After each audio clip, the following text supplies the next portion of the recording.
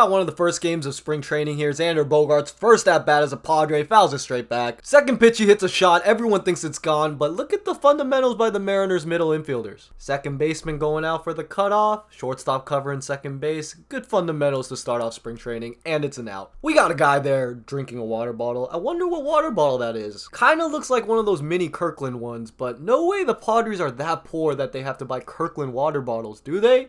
Actually, yeah, they might be. They spend way too much on their roster, then they're not going to win anything anyways. But back to the game, Robbie Ray's getting ready to face the second batter of the day. Look at him gripping his changeup. Now, this is some baseball fundamentals, and we probably won't do this as the season continues, but it's spring training, so we might as well brush up on our baseball a little bit. The reason he's gripping his changeup is not because he's necessarily going to throw a changeup, but because if he were to grip a fastball and then want to throw a changeup, he would have to dig through his glove in order to get that grip on that ball. And if he's doing that, then the hitter can tell from the box, and then he knows to expect a changeup. So he just does this so he doesn't tip his pitches. But now that he's gripped and loaded, he gives a nod, and what? Let's listen to the audio real quick.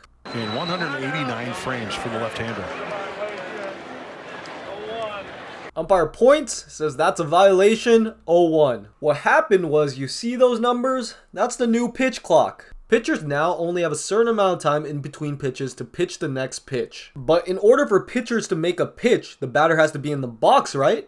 And so batters also have a time limit in which they have to be in the box. And for now, that's before the pitch clock hits 8 seconds. And as you can see, the pitch clock is at 7, and Manny Machado still getting in the box, which means it's an automatic strike, 0-1. Now, does Manny care? No. Do the fans care? No. It's spring training. They probably don't even know what's going on. But Manny, if this was the regular season, he'd probably get himself tossed, especially if it was Angel Hernandez or Doug Addings behind the plate. Now, Manny does his thing, takes a ball, and then shoots a single to left field. Good for him. But what's really funny about this is that the announcers are kind of lost. Pointed to the catcher. The violation was on the catcher, and he pointed to the catcher, to the home plate umpire. So it was a ball, right? Did he point at the catcher? But it doesn't stop there. The next inning, while they're explaining the rules, they still think it was a catcher's thing. The catchers have to be in within 9 seconds in that slot behind home plate, and that was the violation that we saw last. Now, did they say these things because they really love Manny Machado and they really believe that he could do no wrong? Because after all, this is the Padres broadcast, and, maybe they're just biased towards Manny Machado. Or did they say this because, they really couldn't see the play, couldn't hear the umpire, and, they were just going off their best senses?